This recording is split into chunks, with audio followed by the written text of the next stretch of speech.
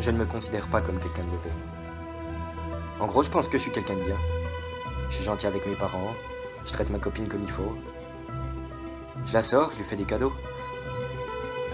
Je vais à l'église chaque dimanche. Mais j'ai décidé que, pour une fois, j'avais envie de faire quelque chose de mal. De vraiment, vraiment mal. Parce que, on nous a donné le libre arbitre. On a la possibilité de faire ceci ou cela, d'être bon ou mauvais. Mais parfois j'ai l'impression que les gens choisissent d'être bons parce qu'ils ont peur de la prison ou d'aller en enfer. Un jour, un type a dit « Tout ce qui est motivé par la peur n'a pas de valeur morale. » Je suis d'accord. Je pense qu'on ne peut être quelqu'un de bon que si on a déjà fait quelque chose de mal, et qu'au final, on préfère faire le bien. Alors, que pourrais-je faire de mal? Juste pour une fois. Ça doit être quelque chose de cruel, d'affreux, d'inutile. Et sans la moindre motivation. Parce que je n'ai pas l'intention de me faire prendre. Je connais un conduit d'égout désaffecté où personne ne va jamais. J'ai pensé à kidnapper une fille, à l'enchaîner là-bas et à la laisser pleurer dans son coin, jusqu'à ce qu'elle meure de faim. Soyons clairs, c'est pas que je sois un pervers, et plus sa souffrance et celle de sa famille sera grande, mieux ce sera. Mais même, ça ne suffirait pas. Il faut quelque chose d'énorme, qui marque le monde entier. Comme la mort de John Lennon. Il faut que ce soit quelqu'un de célèbre. J'ai pensé au pape, mais il est toujours dans sa papa mobile blindée ou entouré de porte-flingues. Et puis c'est pas comme si j'avais l'occasion d'aller en Italie. Il faut aussi voir le côté pratique.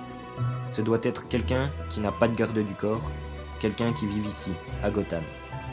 Il faut que ce soit Batman. Ce sera facile. J'ai un flingue. C'est mon père qui me l'a donné. Il vient de sa collection. C'est un adepte du droit de tout citoyen à porter une arme. Un flingue comme il y en a des millions d'autres à Gotham. Mon père m'a appris à m'en servir. Je vais faire ce que j'ai à faire et partir. Je ne laisserai ni carte à jouer, ni pièce de monnaie, ni énigme derrière moi. Je ne rirai pas comme un maniaque. Je m'en irai sans laisser de traces. Alors, si ça se trouve, en ce moment même, il est dans son repère secret, en train d'observer tout ce que je raconte devant cette caméra grâce à un système de surveillance ultra sophistiqué. Mais ça m'étonnerait, parce que c'est un homme bon, et qu'espionner des innocents serait mal. Non là, il doit être aux trousses d'un criminel, les ailes déployées, flottant au vent nocturne, glaçant le cœur des malfaisants, inspirant et réconfortant les innocents.